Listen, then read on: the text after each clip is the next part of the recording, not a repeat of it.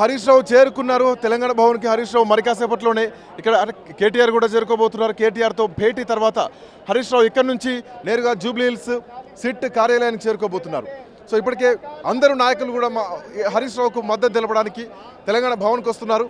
ఒకవైపు నిన్న హరీష్ రావు చేసినటువంటి క్వశ్చన్స్ ఏవైతే ఉన్నాయో ఆ ప్రశ్నలకు సమాధానం చెప్పలేకనే కుంభకోణాలను బయట పెడుతున్నటువంటి ఉద్దేశంతోనే ఈరోజు కుట్రలో భాగంగానే ఈరోజు సిట్టు వేయడం జరిగింది. సిట్టు విచారణకు హరీష్ రావును పిలవడం జరిగిందంటూ కూడా బీఆర్ఎస్ పార్టీ నాయకులు మాట్లాడుతున్నారు. ఖచ్చితంగా అంటే గతంలో ఎన్నో కేసులు ఎదుర్కొన్నాం, ఈ కేసులు ఎదుర్కోవడం మాకు కొత్త ఏం కాదు, ఖచ్చితంగా వీటిని ఎదుర్కొంటామని చెప్పేసి కూడా ఇప్పటికే హరీష్ రావు చెప్పడం జరిగింది. బీఆర్ఎస్ పార్టీ నాయకులు అంతా కూడా అదే చెప్తున్నటువంటి పరిస్థితి.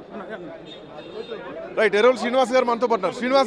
శ్రీనివాస్ గారు ఒకవైపు ప్రభుత్వం కుంభకోణాలు బయట పెడుతున్నారు, ఇంకోవైపు విచారణలు పిలుస్తున్నారు, ఏం చెప్పాలనుకుంటున్నారు?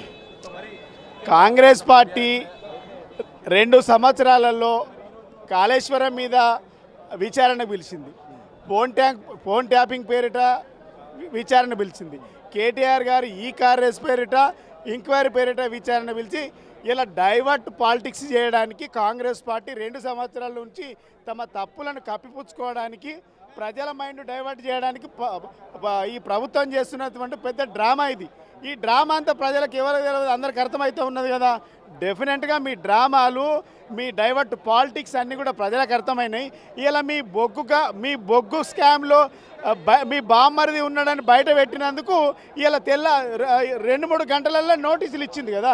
పొద్దున 11 గంటలకు ప్రెస్ మీట్ పెట్టిండు, సాయంత్రం 9 గంటలకు నోటీసులు ఇచ్చిండు. అంటే మీ బండారం బయటపడుతుందని, మీ కుట్రలు బయటపడుతుందని, మీ అవినీతి బయట పెడుతున్నందుకు, కాంగ్రెస్ పార్టీ టెండర్లను, కమిషన్లను బయట పెడుతున్నందుకు ఇలా కాంగ్రెస్ పార్టీ ఉద్దేశపూర్వకంగా నోటీసులు ఇస్తూ ఉన్నది. మీరు ఎన్ని నోటీసులు ఇచ్చినా ప్రజల పక్షాన మాట్లాడతాం, ప్రజల పక్షాన నిలదీస్తాం. డెఫినెట్గా ప్రజల కోసమే పుట్టినటువంటి పార్టీ, ప్రజల తరపున కొట్లాడతాం.